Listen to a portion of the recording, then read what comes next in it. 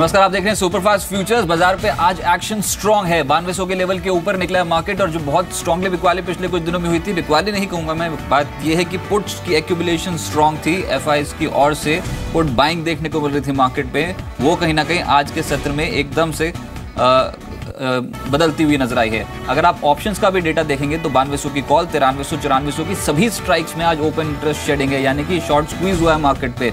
आज 6% open interest Nifty futures बढ़ता हुआ नजर आया। 9230 का जोन इस समय देखने को मिल रहा है। लेकिन जो बात कर रहा हूं 9200 की कॉल, ये देखिए 4 लाख शेयर्स घटे हैं ओपन इंटरेस्ट से, 8% की शेडिंग।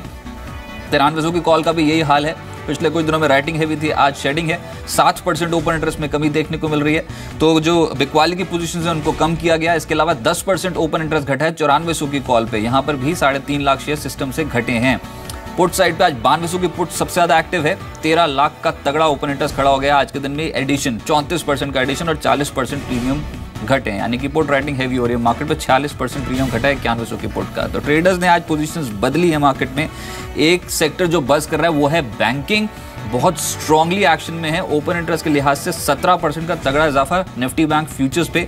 सभी कंपोनेंट्स, कोटक महिंद्रा बैंक को छोड़ दीजिए, रेस्ट ऑफ द प्ले जो बैंकिंग में वो बहुत पॉजिटिव है। निफ्टी बैंक के जो स्टॉक्स हैं वहां पर अच्छा एक्शन देखने को मिल रहा है। सबसे ज्यादा तेजी आज के सत्र में बनती हुई नजर आ रही है bank of Baroda, Canara bank, ICICI bank. 3% का स्ट्रॉन्ग गेन इन तीनों ही स्टॉक्स पे देखने को मिल रहा है। अर्ली गेनर्स में कौन से स्टॉक्स हैं ये देखना बहुत जरूरी है। मार्केट्स पिछले कुछ समय से एकदम से स्टैटिक मोड पे है। 9200 के लेवल के ऊपर तो निकले, लेकिन ये 9220, 9230 के जोन को क्रॉस करना भी बहुत इस समय मुश्किल का काम है। अल्ट्राटेक सीमेंट चढ़ रहा है, bank of Baroda, Aurobindo pharma और भारती एयरटेल, ये कुछ ऐसे स्टॉक्स हैं जहां पर पॉजिटिव बायस के साथ ट्रेडिंग होती हुई नजर आ रही है। फिर से बैंकिंग खेमे में ही बैंक ऑफ बड़ौदा इस समय सबसे ज्यादा स्ट्रांगली कमाई करा रहा है। आईओसी, भारतीय इंफ्राटेल और ग्रासिम जैसे स्टॉक्स में मूव निचले सुरों से कुछ पॉजिटिव बनता हुआ नजर आया। चंदन तापड़िया साहब मेरे साथ मौजूद। चंदन, बहुत शुक्रिया आपने समय जी बिजनेस को देने के लिए। सर, इस मूव को समझाएंगे कैसे? क्या मार्केट्स अब तेजी के मोड पे आ गए हैं या फिर अब प्रॉफिट बुकिंग कर लेनी चाहिए? क्योंकि आज सुबह के अगर संकेत देखें तो क्या आपने जज किया था मार्केट इतनी स्ट्रांगली रिवर्सल शो करेगा, 70-80 पॉइंट ऊपर हो जाएगा? अभी भी एफआईएस की पुट बाइंग की फिगर तो थी मार्केट में। जी हाँ, तो देखिए ओवरऑल बाजार एक कंसोलिडेशन फेज में चल रहा है और बट मेजर ट्रेंड है इसका पॉजिटिव है। देखिए बाजार ने 9020 से लेके 9373 तक के हाई बनाए थे और उसका 61.8% रिट्रेसमेंट है, वो 9120 के आसपास आता है। और लास्ट ट्रेडिंग सेशन को एग्जिट उसी लो पे मार्केट ने रिवर्सल दिया था। कल के ट्रेडिंग सेशन में एक डोजी कैंडल बनाया था और डोजी यूजुअली इंडिकेट करता है कि नीचे में फॉलो बाइंग आ रही है, सेलिंग का पेस है वो खत्म हो रहा है। तो 2 दिन के बाद जब डोजी इंडिकेट पैटर्न कैंडल बना तो वहां पे थोड़े से इंडिकेशन मिल रहे थे कि अब यहाँ पे बाइंग इंटरेस्ट बन सकता है। और जैसे 9165 के ऊपर मार्केट निकला, हमारा एक्सपेक्टेशन था कि 9218 और 9250 तक का मार्केट मूवमेंट बन जाए। तो अभी भी ये मोमेंटम बरकरार है। 9218 इंट्राडे के लिए हार्डल है, उसके ऊपर निकलती है मेरे हिसाब से एक next leg of rally, next leg of momentum start हो जाएगा। तो 9165 सपोर्ट का काम करेगा और उस सपोर्ट को ध्यान में रखते हुए 9250-60 तक के मूवमेंट के लिए वापस निफ्टी को लॉन्ग साइड में प्ले कर सकते हैं।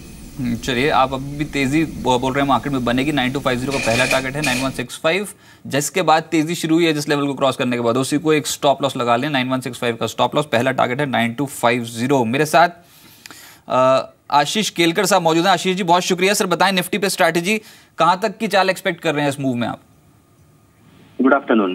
निफ्टी की अगर हम चाल देखते हैं तो करीबन 10 बजे से अभी तक एक बहुत ही टाइट रेंज में घूम रहा है। हाँ। चार्ट के ऊपर अगर हम देखते हैं तो 9240, 9250 का एक लक्ष्य है जहां पे एक सेलिंग प्रेशर आता हुआ दिखाई देगा। तो मैं मानता हूं कि जिनके पास पोजीशन है निफ्टी में वो होल्ड करें। इसके लिए स्टॉप लॉस जो रिकमेंड करूंगा 9170 का करूंगा, क्योंकि ये बहुत ही अच्छा सपोर्ट चार्ट के ऊपर दिखाई दे रहा है। स्टॉप लॉस 9170 का और लक्ष्य 9240, 9250 का रखना चाहिए निफ्टी के ऊपर। अच्छा, इस लेवल को क्रॉस होते देखते हैं क्या इजीली 9240, 9250, या फिर यहाँ पे प्रॉफिट बुक कर लेना चाहिए आपके हिसाब से? नहीं, निफ्टी का चार्ट फिलहाल बता रहा है कि ये जो रेजिस्टेंस है 9240, 9250, ये जो बैंड है ये तोड़ने की संभावना दिखाई दे रही है। तो 9250 ये पहला लक्ष्य है, वहां पे प्रॉफिट बुकिंग नहीं होना चाहिए।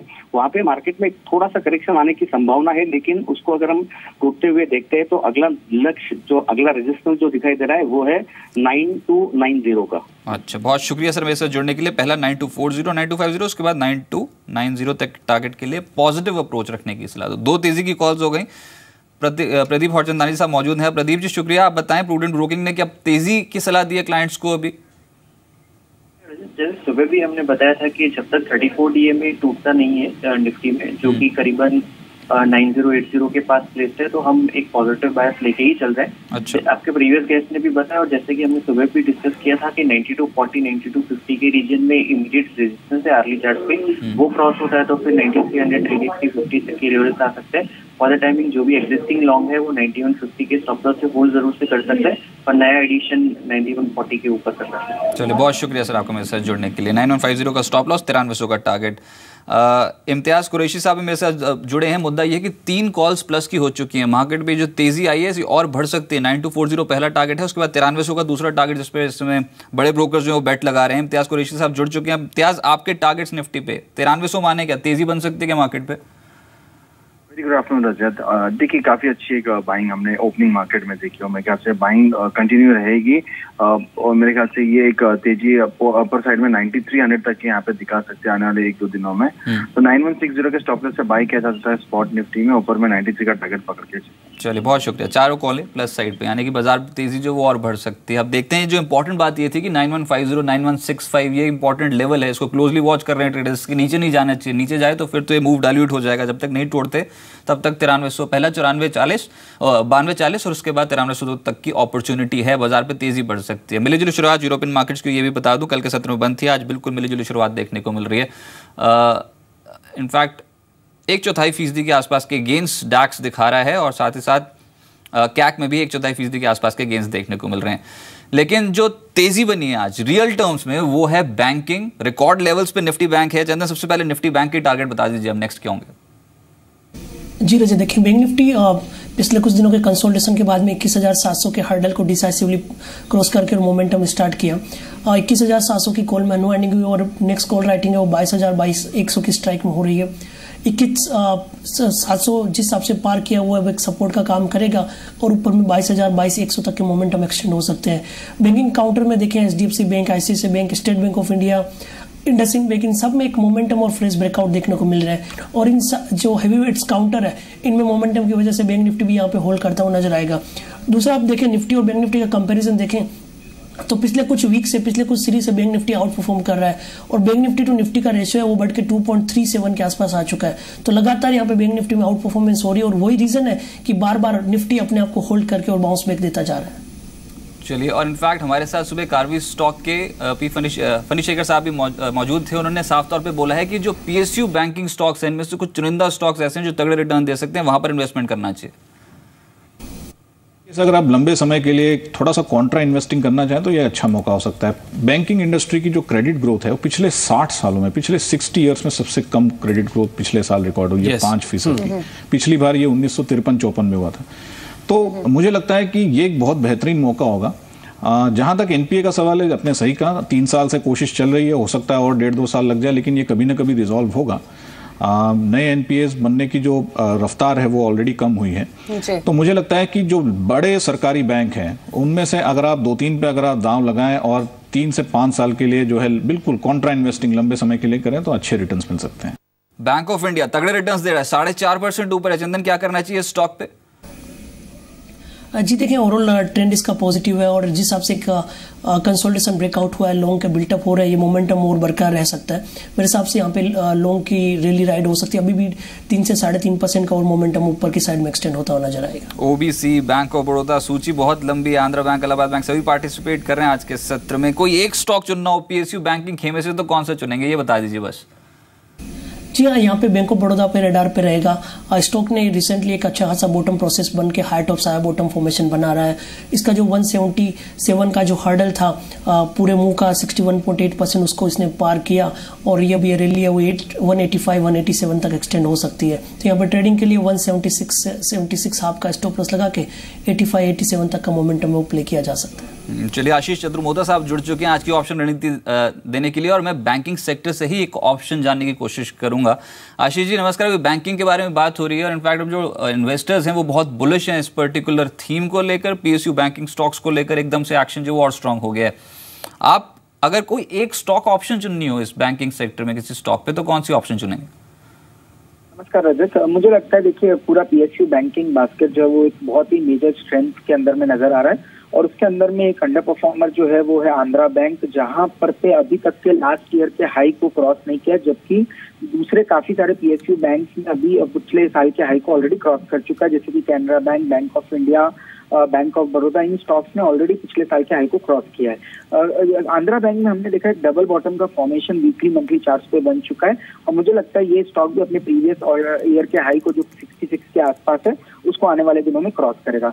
इसको ध्यान में रखते हुए हम 6250 के स्ट्राइक प्राइस की कॉल ऑप्शन में लॉन्ग रिकमेंडेशन दे रहे हैं, और ये ऑप्शन का प्रीमियम आपको करीब ₹1 के आसपास पे करना पड़ेगा। इसमें आप नीचे में 50 पैसे का स्टॉप लॉस रखिए, और ऊपर में मुझे लगता है ये जो ऑप्शन का प्रीमियम है ₹1 से आने वाले दिनों में ₹2.5 तक के 3-4 दिनों में देखने को मिल सकता है। अच्छा, ₹2.5 समझें यहाँ पर कि आ जाएंगे इस पर्टिकुलर कॉल में। 6250 का कॉल खरीदना है, ₹2.5 का टारगेट रखें, 50 पैसे का स्टॉप लॉस रखें। आशीष जी, ये निफ्टी बैंक कहीं पर रुकेगा भी इस सीरीज में, या फिर अभी तो ये जस्ट चलना ही स्टार्ट हुआ है? इस हफ्ते की एक्सपायरी कहाँ पर देखते हैं आप? और इनफैक्ट पूरे मंथ के लिए इस सीरीज में भी अब एक्सपायरी में काफी कम समय है, उसके लिए निफ्टी बैंक जैसे मैंने कहा पूरा PSU बैंकिंग बास्केट बहुत ही एक अच्छी स्ट्रेंथ में है, और वहां पर एक बड़े मुंह की गुंजाइश रहेगी, और ऑब्वियसली ये बैंक निफ्टी को कंट्रीब्यूट करेंगे। मेरा जो इवेंचुअली ध्यान है कि शॉर्ट टर्म के अंदर में 22,500 22,700 के स्तर बैंक निफ्टी के अंदर में देखने को मिल सकते हैं। और अभी क्या हुआ है, लास्ट 4-5 दिनों में एक बहुत अच्छा कंसोलिडेशन हमें बैंक निफ्टी में देखने को मिला, तो ये एक बहुत अच्छा साइन इसके लिए बन चुका है। डाउन साइड में मुझे लगता है जब तक अब 21,600 के स्तरों को ये ब्रेक नहीं करता तब तक के शॉर्ट टर्म ट्रेंड मजबूत है, और 22,500 से 22,700 के स्तर जल्दी इसके अंदर देखने को मिल सकते हैं। 22,500 22,700 बहुत स्ट्रांगली एक्यूमुलेशन जो है वो इस समय निफ्टी बैंक पे देखने को मिल रही है सीरीज के उच्चतम स्तर पे। आज तो 244 पॉइंट्स का तगड़ा गेन है। बहुत शुक्रिया सर मेरे साथ जुड़ने के लिए। आपकी जो कॉल है वो है आंध्रा बैंक, जिसमें 6250 की कॉल खरीदनी है ₹1 के आसपास। ₹2.5 का यहाँ पर टारगेट रहेगा, ₹2 से ₹2.5 का मूव एक्सपेक्ट कर सकते हैं आप, और 50 पैसे का एक स्टॉप लॉस रखना होगा। लेकिन इंफ्रास्ट्रक्चर भी थीम है मार्केट की, और उसमें आज 2 स्टॉक्स एक्टिव हैं, IRB और साथ ही साथ रिलायंस इंफ्रा। क्या कुछ खबर डोमिनेट कर रही है दोनों स्टॉक्स को, उसको बताने के लिए दीपाली मेरी सहयोगी मेरे साथ मौजूद है। दीपाली बताएं, बहुत स्ट्रांग मूव है आज दोनों स्टॉक्स पे। शुक्रिया रजत। इंफ्रा स्टॉक्स आज ही बेहतर परफॉर्म नहीं कर रहे हैं, और शायद ये बेहतर परफॉर्मेंस आने वाले मंथ्स में या फिर सालों में भी कंटिन्यू होती हुई दिखे। दरअसल खबर इस पूरे स्पेस से जुड़ी हुई ये है कि एक तो इस पूरे सेक्टर को लेकर आउटलुक काफी बेहतर हुआ है, और दूसरा ये कि जो कई कंपनियां हैं जो कि इन्वेट्स के जरिए रकम जुटा सकती हैं। IRB इंफ्रा एक अच्छा मूव आज दे रहा है, क्योंकि IRB इंफ्रा को लेकर इस तरह की सोर्स बेस्ड इन्फॉर्मेशन आ रही है कि जल्द ही IRB इंफ्रा अपना इन्वेट लॉन्च कर सकता है, यानी अप्रैल मंथ के दौरान ही ये इन्वेट्स लॉन्च कर सकती है कंपनी। आप ये भी कह सकते हैं कि भारत में पहला इन्वेट ये लॉन्च होगा। पहले आपको बता दें कि इन्वेट्स होते क्या हैं। इन्वेट्स एक ट्रस्ट होते हैं जो कि एसेट जनरेटिंग इंफ्रा एसेट्स होते हैं, उनको मैनेज करते हैं। इन्वेट्स में इन्वेस्टमेंट काफी लिक्विड होता है, जिसमें आप कभी भी इन्वेस्टमेंट कर सकते हैं, कभी भी एग्जिट कर सकते हैं, तो एक लिक्विड फॉर्म ऑफ इन्वेस्टमेंट इसे माना जाता है। और ऐसा माना जा रहा है कि इन इन्वेट्स को काफी अच्छा रिस्पांस मिलने वाला है इन्वेस्टर्स की ओर से। जिस तरह का बेहतर आउटलुक पूरे इंफ्रा स्पेस को लेकर हुआ है, बजट में जिस तरह का एलोकेशन बढ़ाया गया है, तो काफी ब्राइट प्रोस्पेक्ट्स हैं, और इसी को एनकैश करने के लिए कंपनियां ये प्लान कर रही हैं। सबसे पहले अगर IRB इंफ्रा की बात करें तो बस जैसे मैंने बताया कि वो इसी मंथ अपना इन्वेट लॉन्च कर सकती हैं। 4,300 करोड़ तक कंपनी रेज कर सकती है इसके जरिए। रिलायंस इंफ्रा के भी नंबर्स आए थे 2 दिन पहले, और नंबर्स के साथ साथ उन्होंने अनाउंस किया था कि वो भी जल्द अपना इन्वेट लॉन्च करेंगे और करीब 3,000 करोड़ जुटा सकते हैं। इंपॉर्टेंट ये है कि काफी अच्छा रिस्पांस इन्वेट्स को इसलिए मिल सकता है, इसी साल जनवरी में सेबी ने अप्रूवल दिया था कि म्यूचुअल फंड्स रिट्स और इन्वेट में इन्वेस्ट कर सकते हैं, और बजट में जिस तरह की अनाउंसमेंट हुई थी कि बैंक्स भी इन्वेस्टमेंट कर सकते हैं, उसको लेकर RBI भी जल्द गाइडलाइंस, यानी मई में RBI की ओर से गाइडलाइंस आ सकती हैं। और ये मूव पूरे ही रियल एस्टेट स्पेस और इंफ्रा स्पेस के लिए काफी पॉजिटिव माना जा रहा है। यही वजह है कि ये स्टॉक्स चल रहे हैं। फटाफट से आपको वो 4 कंपनियां बता देते हैं जो कि इन्वेट्स की वजह से फोकस में रही है। एक तो IRB इंफ्रा हुआ जो कि 4,300 करोड़ जुटा सकता है। दूसरा रिलायंस इंफ्रा 3,000 करोड़ कंपनी जुटाने की योजना है इन्वेट्स के जरिए। स्टरलाइट टेक को लेकर भी इस तरह की सोर्स बेस्ड इन्फॉर्मेशन मिल रही है कि वो भी इन्वेट्स लॉन्च करने के बारे में प्लान कर रहे हैं, और 3,500 करोड़ तक की रकम वो जुटा सकते हैं। और चौथा नाम है MEP इंफ्रा जो कि 1,600 करोड़ जुटा सकती है। लेकिन इस लिस्ट में जो नाम है वो और तेजी से बढ़ सकते हैं, ऐसा आकलन लगाया जा रहा है। तो इंफ्रा स्पेस में बाइंग है, और ये 4 स्टॉक्स स्पेसिफिकली फोकस में रहेंगे। बहुत शुक्रिया डिटेल रिसर्च प्रोवाइड करने के लिए। इसमें से 2 स्टॉक्स जो डेरिवेटिव मार्केट का हिस्सा हैं, IRB इंफ्रा और साथ साथ रिलायंस इंफ्रा। तगड़ी पोजीशंस क्रिएट हो रही हैं। चंदन, आज के सत्र में दोनों स्टॉक्स पे आपका व्यू? जी देखिए, most of the infra counter और रियल्टी काउंटर में अच्छा का मोमेंटम बना हुआ है। लोगों के बिल्टअप यहाँ पे बन रहे हैं। टेक्निकली और डेरिवेटिव्स डेटा वाइज काफ़ी अट्रैक्टिव यहाँ पे मोमेंटम है, बट हमारी कवरेज पे नहीं है, इसलिए यहाँ पे कोई रिकमेंडेशन नहीं है। बट फिर भी जो मोमेंटम है वो लग रहा है कि अभी भी 5 से 7% की और रैली यहाँ पे एक्सटेंड हो जाए। एडीएजी पैक में अच्छा मोमेंटम है सर। रिलायंस कैपिटल उसमें से एक और स्टॉक जिसमें आज एक्शन स्ट्रांग है, आपका यहाँ पर क्या व्यू है? क्लाइंट्स को क्या बताया आपने? जी देखिए, अगेन एडीएजी काउंटर में हमारा कवरेज नहीं है क्योंकि यहाँ पे वोलेटिलिटी काफी रहती है, बट जिस हिसाब से पुट राइटिंग हो रही है इस काउंटर में नया ब्रेकआउट भी हुआ है और यहाँ पे भी मोमेंटम एक्सटेंड हो सकता है। चलिए मैं दर्शकों को बता दूं कि आज एडीएजी पैक में तो मूव है ही, इसके अलावा अदानी ग्रुप के शेयर्स टॉप परफॉर्मर तो अदानी एंटरप्राइजेज ही है, जिसमें आज शुरुआती सत्र में तेजी बन गई थी। कल बारी थी इंडिया बुल्स रियल एस्टेट के, इंडिया बुल्स ग्रुप की, लेकिन आज अदानी ग्रुप को देखिए आप 27% तेज हो चुका है। अदानी एंटरप्राइजेज, अदानी पोर्ट्स 3.5% ऊपर है, अदानी पार, अदानी ट्रांसमिशन, इनमें भी रिटर्न्स बहुत स्ट्रॉन्ग है। रिटर्न ब्रैकेट है 3 से 6% के आसपास का। एडीजी पैक में मूव है। जेपी ग्रुप के स्टॉक्स एक्टिव हो रहे हैं, जेपी एसोसिएट्स, जेपी पार, ये जेपी इंफ्रा, ये कुछ ऐसे स्टॉक्स हैं जहां पर आज एक्शन स्ट्रॉन्ग देखने को मिल रहा है। इसमें से कोई स्टॉक आप क्लोजली ट्रैक कर रहे हैं चंदन? जी देखिए, इन सारे काउंटर में वोलेटिलिटी बढ़ चुकी है, मोमेंटम यहाँ पे पॉजिटिव है और सारे के सारे इंफ्रा काउंटर्स में यहाँ पे एक नया अक्यूमुलेशन देखने को मिल रहा है। तो मेरे हिसाब से ये मूव कुछ दिन के लिए और एक्सटेंड हो सकता है। उसके अलावा नॉन एफएनओ काउंटर भी आप देखें, गोदरेज, शोभा, उन सब में भी एक मोमेंटम स्ट्रॉन्ग बना हुआ है। तो ट्रेडर्स को ये सजेशन रहेगी कि इमीडिएट जो भी स्विंग लो है उनके स्टॉप लॉस के साथ इन काउंटर में ट्रेड करें। अच्छा, कुछ स्टॉक्स जो सीरीज के उच्चतम स्तर पे उन पे आपका व्यू लेना चाहूंगा। एक तो देखिए सीईएससी, इस स्टॉक पे क्या व्यू है? यहाँ से चढ़ सकता है क्या अभी ये स्टॉक? हाँ देखिए, सीएससी काफी एक स्ट्रॉन्ग मोमेंटम वाला काउंटर रहा है। हालांकि पिछले कुछ वीक में यहाँ पे कंसोलिडेशन देखने को मिला था, बट उस कंसोलिडेशन में भी लॉन्ग लिक्विडेशन हुआ था, नए शॉर्ट्स नहीं बने हुए थे। काउंटर लगातार अब अपने आप को एक नए ब्रेकआउट के लिए तैयार कर रहा है। ऑलरेडी 2.5-3% का यहाँ पे प्राइस जब मिल रहा है। ओपन इंटरेस्ट यहाँ पे लॉन्ग साइड में ओवरऑल बने हुए हैं। मेरा मानना है कि 910, 915 तक ये काउंटर जा सकता है। वहीं नीचे में 850, 852 यहाँ पे सपोर्ट का काम करता हुआ नजर आएगा। दूसरा स्टॉक है BHEL, यहाँ पर आज मूव निचले स्तरों से मिला है। सस्टेनेबल लगता है आपको भेल में जो तेजी देखने को मिल रही है? जी हाँ, देखिए भेल और LNT और ऑलमोस्ट सारे कैपिटल गुड्स काउंटर ने यहाँ पे मोमेंटम स्टार्ट किया था। कुछ दिनों के कंसोलिडेशन के बाद में यहाँ पे आप आया है। BHEL में देखिए 170 के पुट में काफ़ी राइटिंग हुई थी, तो ये 181, 182 तक की यहाँ पे मूवमेंट एक्सटेंड होना चाहिए। नीचे में यहाँ पे 172 हाफ सपोर्ट का काम करता हुआ नजर आएगा। LNT और भेल दोनों ही कैपिटल गुड्स में स्ट्रॉन्ग काउंटर है और मेरा मानना है कि यहाँ पे जिस हिसाब से पुट राइटिंग हो रही है, हर डिक्लाइन पे यहाँ पे बाइंग इंटरेस्ट इमर्ज होती हुई नजर आएगी। एक स्टॉक है मदरसन सुमी, यहाँ पर एक अच्छी एक्टिविटी आज के सत्र में बनती हुई नजर आ रही है। क्या ये सस्टेनेबल मूव लगता है आपको? फिलहाल 1.5% के आसपास की तेजी स्टॉक में। जी देखिए, यहाँ पे आप ऑटो एंसिलरीज काउंटर की बात करते हो तो भारत फोर्ज हमारे रेडार पे है। भारत फोर्ज एक अच्छा खासा स्ट्रॉन्ग प्राइस स्ट्रक्चर यहाँ पे इसने सेटअप किया था। रिसेंटली इसने 1111 का हाई बनाया था, उसके बाद में थोड़ी सी कंसोलिडेशन, प्रॉफिट बुकिंग डिक्लाइन हुई है और मेरा मानना है कि ये जो रिसेंट डिक्लाइन आया है वो एक फ्रेश बाइंग अपॉर्चुनिटी बन सकती है। 1045 के आसपास का सपोर्ट है और वापस इस स्टॉक में पोटेंशियल है कि 1111 तक का टारगेट बन जाए और पोजिशनल 1220, 1250 तक के लेवल भी यहाँ पे छूने को बन सकते हैं। अच्छा, और साथ ही साथ जिस तरीके की तेजी बन रही है उसमें एक स्टॉक है इन्फीबीम, ये डेरिवेटिव बैन में है, लेकिन पिछले कुछ दिनों से लगातार बैन में होने के बावजूद इस स्टॉक में शॉर्ट स्क्वीज तगड़ा हो रहा है। आज के सत्र में भी चढ़ा है, इसको कवर करते हैं आप? जी नहीं, कवरेज में काउंटर नहीं है, बट देखें काफ़ी जो न्यू एंट्री काउंटर हुई है वहाँ पे सडन एक ओपन इंटरेस्ट का बिल्टअप देखने को मिल रहा है। काफ़ी OI एडिशन हुआ है, प्राइस में जंप हुआ है, तो इन सारे काउंटर्स के ट्रेंड है पॉजिटिव है। Almost most of the counter अपने शॉर्ट टर्म मूविंग एवरेज के ऊपर ट्रेड कर रहे हैं। तो ट्रेडर्स को ये सलाह रहेगी कि इनका जो भी एवरेज प्राइस है उस एवरेज प्राइस का स्टॉप लॉस लगा के इनमें ट्रेड कर सकते हैं। हालांकि हमारी कवरेज में नहीं, इसलिए हम इसमें क्लोजली वॉच नहीं कर रहे। इस सीरीज में OMCs का डेटा क्या बता रहा है कि यहाँ से तेजी भी और बढ़ेगी OMCs में? जी हाँ, जब देखिए हम सारे ऑल मार्केटिंग कंपनीज में पॉजिटिव है और इनफैक्ट इन सारे काउंटर्स में हमने बॉटम जो रिसेंट कंसोलिडेशन ब्रेकआउट हुआ था वहाँ से हमारी लॉन्ग की रिकमेंडेशन है। IOC की बात करें 402, 405 से हम यहाँ पे रिकमेंड कर रहे हैं। मेरा मानना है कि 445, 450 तक के मूवमेंट यहाँ पे एक्सटेंड हो सकते हैं। BPCL भी काफ़ी स्ट्रॉन्ग अपमूव दिखा रहा है। 600, 620 के लेवल को पार करने के बाद में यहाँ पे अपमूव बना था। तो most of the oil marketing companies यहाँ पे पॉजिटिव ट्रेंड में लॉन्ग के बिल्टअप हुए हैं और रिसेंट अपमूव है वो एक्सटेंड होना चाहिए। IOC यहाँ पे कंपेरेटिवली तीनों काउंटर में काफी स्ट्रॉन्ग कंटेंडर है। मेरा मानना है कि एंटायर OMC और एनर्जी पे यहाँ पे आउट परफॉर्म करता हुआ नजर आएगा। चाहे आप ऑयल मार्केटिंग कंपनीज की बात कर ले, रिलायंस इंडस्ट्री की बात कर ले या फिर गेल इंडिया, पेट्रोनेट, IGL, इन सब की बात करें, सारे के सारे काउंटर में स्ट्रेंथ है और यहाँ पे अपमूव है बरकरार रहना चाहिए। रिलायंस इंडस्ट्रीज भी क्या टारगेट लेके चल रहे हैं? फिलहाल 1400 के लेवल पे ट्रेड कर रहा है सर। जी हाँ रजत, देखें रिलायंस इंडस्ट्री अब 2 दिन पहले 5-6 दिन कंसोलिडेट हुआ था, थोड़ा सा प्रॉफिट बुकिंग डिक्लाइन हुई थी और मेरा मानना है कि ये प्रॉफिट बुकिंग डिक्लाइन है वो एक बाइंग के लिए न्यू अपॉर्चुनिटी है, क्योंकि इसका मेजर और वीकली और मंथली प्राइस पैटर्न काफ़ी पॉजिटिव और रिसेंट डिक्लाइन हुआ है, वो एक नई बाइंग अपॉर्चुनिटी दे रहा है। मेरा मानना है कि 1365 इसमें सपोर्ट का काम करता हुआ नजर आएगा और ऊपर में स्टॉक 1440-1448 जो रिसेंट हाई है उनको छूने की गुंजाइश रखनी है। एक फॉलिंग सप्लाई ट्रेंड लाइन को इसने पार किया था 3 से 4% की शॉर्ट कवरिंग के बाद में अब लॉन्ग बिल्टअप भी हो रहा है और 1400 की पुट में राइटिंग हो रही है, वो भी एक इंडिकेशन दे रहा था कि स्टॉक में सर्ज आना चाहिए।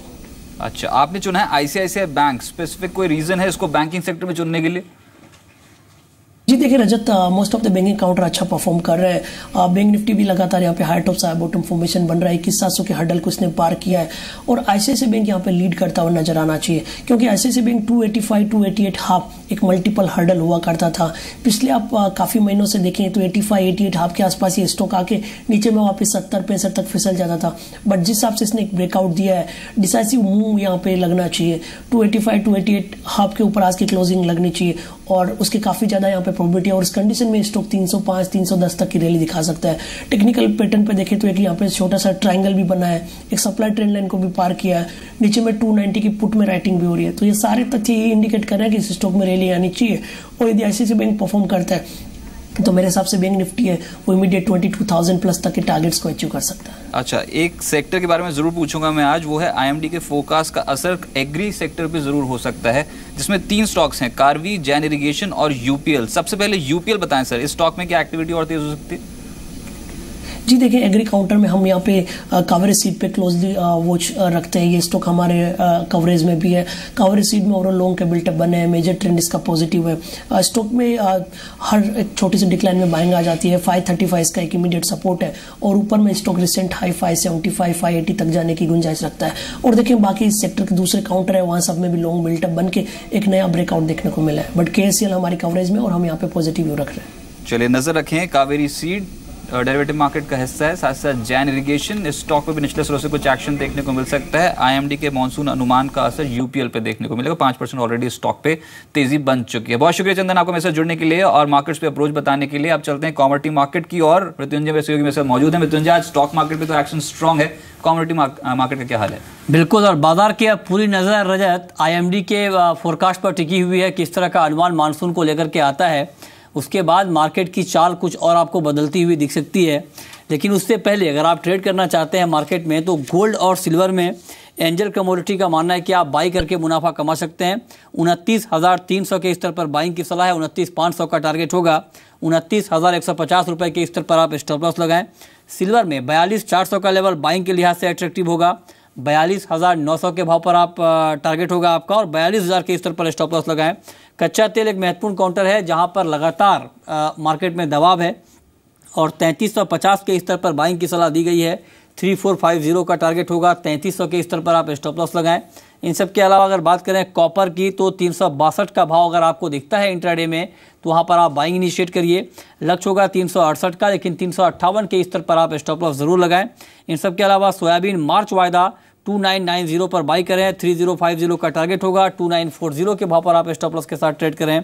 इसके अलावा जीरा मई वायदा 19,100 के भाव पर आप खरीदें, लक्ष्य होगा 19,700 का, 18,800 के स्तर पर आप स्टॉप लॉस लगाएं।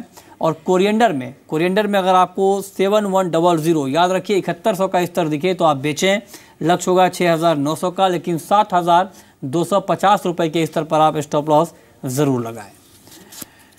और ग्वार की बात करें तो ग्वार चूंकि काफ़ी मानसून सेंसिटिव कमोडिटी है तो उससे पहले 4,000 के स्तर पर बिकवाली की सलाह है। ग्वार में 3920 का टारगेट होगा, लेकिन 4,050 के स्तर पर आप स्टॉप लॉस जरूर लगाएं। तो ये कुछ महत्वपूर्ण कॉल जहां पर आप कमाई कर सकते हैं, मार्केट में ट्रेड करिए लेकिन स्टॉप लॉस जरूर लगाइए।